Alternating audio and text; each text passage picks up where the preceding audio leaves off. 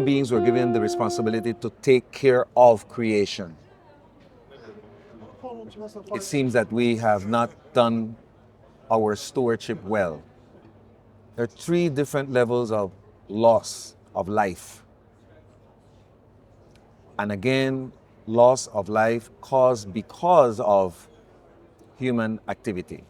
The biodiversity loss is a situation that takes us to understand how plant and animal species are facing extinction. Our ecosystems have been affected. When we talk about climate change, what we're talking about is global warming. And when I think of human activity, I think of the industry, I think of transportation, I think of energy production, the use of fossil fuel. When I think of the desertification, I think of land degradation. These levels of COP are also opportunities, I should say, for us to come together and have the dialogue with government and to move them into taking care of decisions that will bring about facing the challenges of each one of the laws. Because at each one of the laws, the most vulnerable people are the ones most affected.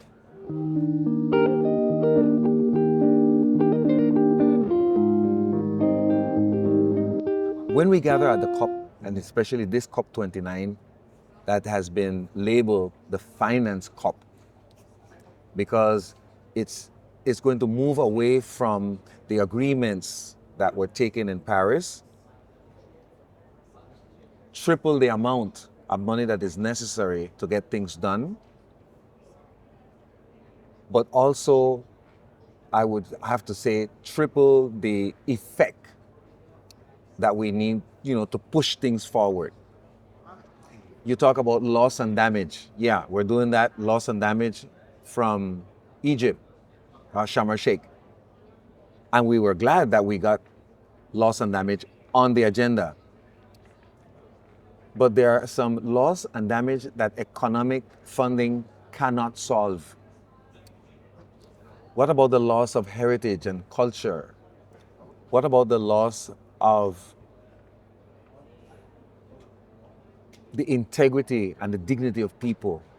What about the effect of stress, trauma, depression, the psychological loss that comes along with having people move away from where they're used to? Those aspects are non-economic loss and damage that we also need to address. And it cannot be addressed voluntarily. We need to make sure that when the governments and the negotiators are talking, that there will be specific funding assigned to do this. We can't do the same old thing. We have to think on different strategies to get different results. And there is where I'm seeing that the faith-based organization can provide a different strategy.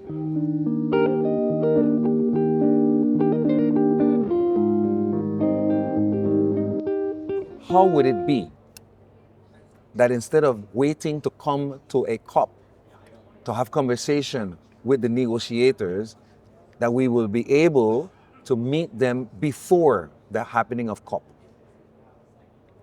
How would it be in each one of our countries that faith-based organizations and religious leaders try to identify who the negotiators are and try to meet with them, take the step towards them, go find them, and let them know that we have an interest in being collaborators and we want to work side and side on what you're doing.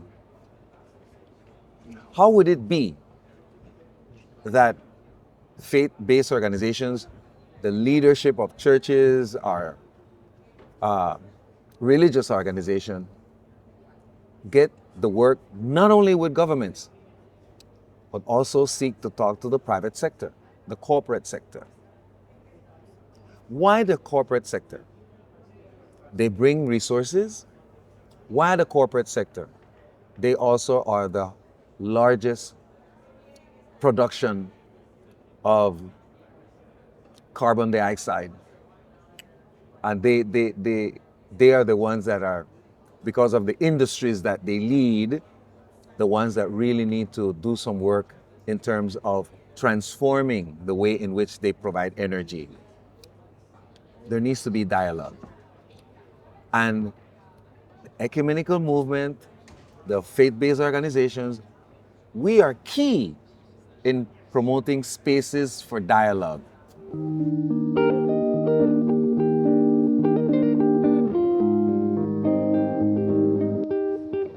I've said it before, the most vulnerable need to be in the places where decisions are being made, because it's not only doing it on their behalf, they need to bring the reality to the table, because it seems that people do not understand that people are losing lives and livelihood. We are looking forward to having the COP in the Latin American region. The Latin American region is a region that is well known for its faith and its sense of hope. I invite you to be insistent in your faith and insistent in your hope that when the time comes, we will not only wait to be at COP, but in preparation towards COP, that we will be able to share our stories, but also share our proposals and share our desire to be part of the solution as well.